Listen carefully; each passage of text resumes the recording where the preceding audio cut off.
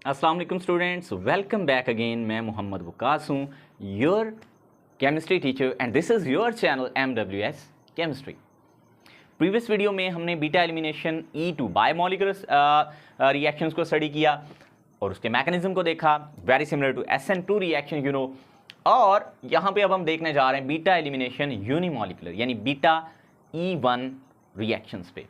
तो ये भी लॉन्ग क्वेश्चन आ सकता है, बीटा एलिमिनेशन E2 भी आ सकता है, SN1 SN2 भी लॉन्ग में आ सकते हैं, और इनको कंपैरिजन करके भी पूछा जा सकता है। SN1 और SN2 का कंपैरिजन लिखें, बीटा एलिमिनेशन E1 और E2 का कंपैरिजन लिखें, तो फिर आपने थोड़ा शॉर्ट लिखना होता है, लेकिन रिएक्शन जरूरी लिखने हैं आपने। रिएक्शन जरूरी हैं, मैकेनिज्म जरूरी हैं, बाकी कुछ भी स्किप कर दें तो उतना मसला नहीं होता जितना आपको रिएक्शन स्किप करने में नंबर आपके कट जाते हैं। तो आइए इसको शुरू कर लेते हैं। एलिमिनेशन रिएक्शंस में आपको बताया था कि अल्काइल हैलाइड्स में दो एटम्स या ग्रुप्स लीव करते हैं from the adjacent carbon atoms, that is why इसको बीटा एलिमिनेशन कहते हैं, और with the formation of double bond यानी अल्कीन्स से डिहाइड्रोहाइड्रोजनेशन भी मैंने आपको बताया था, one of the method to prepare alkenes as well.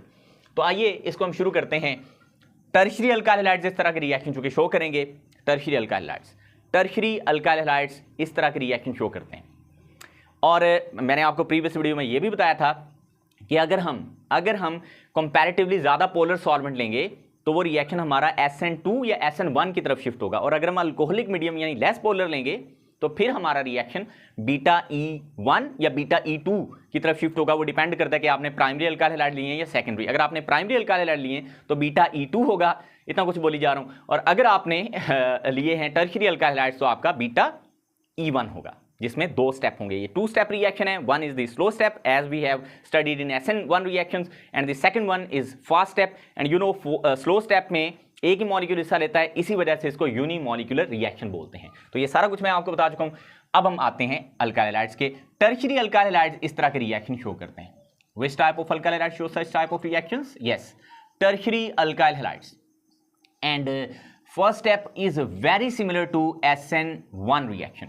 ये स्लो है और यही हमारा रेट डिटर्मिनिंग स्टेप है और रिवर्सिबल है, और सेम ये हमने पढ़ा था, आपको पता है ये सेम हमने पढ़ा था कहां पे? यस, SN1 रिएक्शन में। तो अक्सर MCQs में ये क्वेश्चन आ सकता है आपको मारूजी में कि भाईजान बताएं, सीधा क्यों नहीं बन रहा, ये बताएं कि फर्स्ट स्टेप कौन से रिएक्शन में सिमिलर होता है। तो आपने बताना है फर्स्ट स्टेप जो होता है SN1 और बीटा E1 में सिमिलर रहता है, दोनों में कार्बोकेटाइन बनती है और लिविंग ग्रुप लीव कर जाता है। ठीक है जी, यस, ये कार्बोकेटाइन बनी हमारे पास। फिर सेकंड स्टेप इसका होता है फास्ट स्टेप, और यहां पे मसला ये है कि यहां पे हमने कार्बन पे अटैक नहीं करवाना, यहां पे बेस ने बेसिकली आके प्रोटॉन विड्रॉ करना है।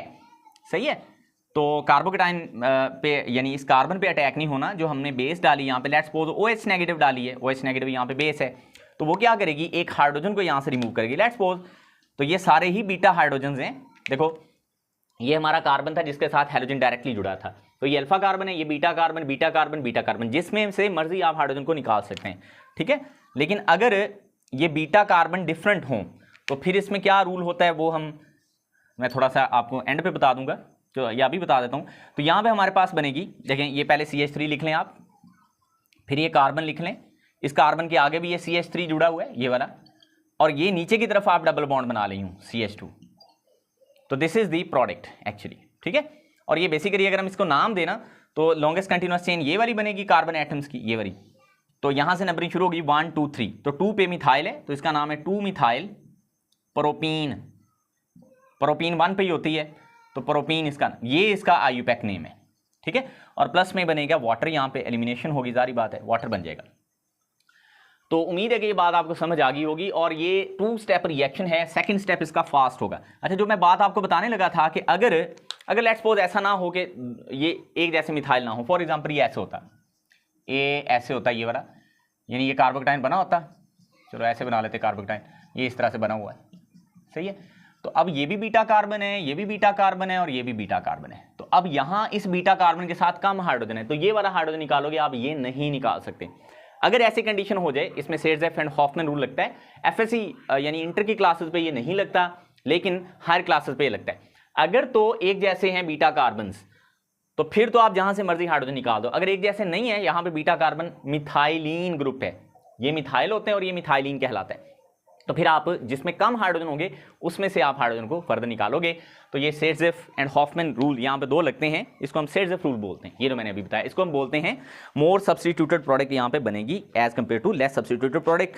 अभी शायद इस बात की आपको ना समझ आई हो, बहरहाल जितना मैंने आपको बता दिया उतना आप इसको याद रखें। ठीक हो गया जी, समझ आ गई मेरे ख्याल में, है ना।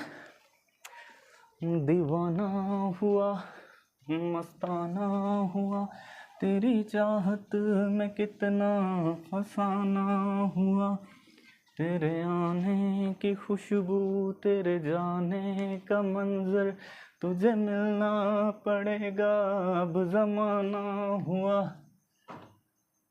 जी तो हमारे पास ये, अब प्रॉपर्टीज पे आते हैं हम। मैंने अच्छे से साफ कर लिया है और तब तक मैंने शौक भी पूरा कर लिया।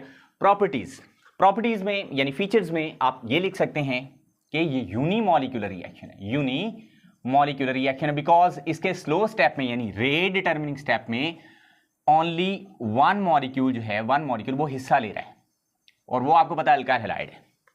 ठीक हो गया। फिर इसके बाद अब चूंकि ये इसके सिंगल स्लो स्टेप में एक ही मॉलिक्यूल हिस्सा ले रहा है तो इसका रेट जो होगा वो सिर्फ अल्काइल हैलाइड की कंसंट्रेशन पे डिपेंड करेगा। अल्काइल हैलाइड यानी बेस की कंसंट्रेशन पे या न्यूक्लियोफाइल की कंसंट्रेशन पे रेट डिपेंड नहीं करेगा। तो ये अल्काइल हैलाइड की पावर 1 आ जाएगी। तो इसका अगर हम ऑर्डर निकालें, ऑर्डर इसका होगा हमारे पास शाबाश 1 होगा।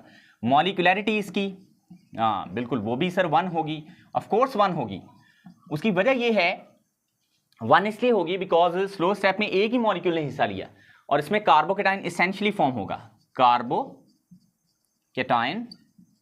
इसेंशियली फॉर्म्ड, और इसका ही पहला स्टेप SN1 के जैसा है, इसेंशियली फॉर्म्ड। ठीक है, और very similar to SN1 reaction, very similar.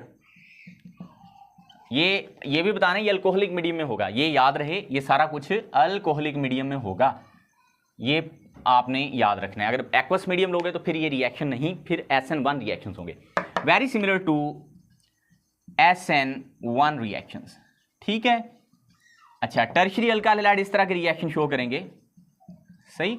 Tertiary alkyl halides will show such type of reaction, such type of reactions। ठीक है, और इसका जो फर्स्ट स्टेप है बहुत सिमिलर है SN2, बल्कि इक्वल है। जो फर्स्ट स्टेप है दोनों का, SN1 का और बीटा E1 का, ये सिमिलर होता है। कुछ प्रॉपर्टीज अगर रह गई हैं तो आपने देख लेनी है। अल्कोहलिक मीडियम बता सकते हो कि भी अल्कोहलिक मीडियम में ये होगा, तो बहुत थोड़े वक्त में आपने ये समझ लिया बिकॉज आपको SN2 SN1 बीटा E2 भी आता था, तो ये तो फिर आपके लिए नॉट अ बिग डील।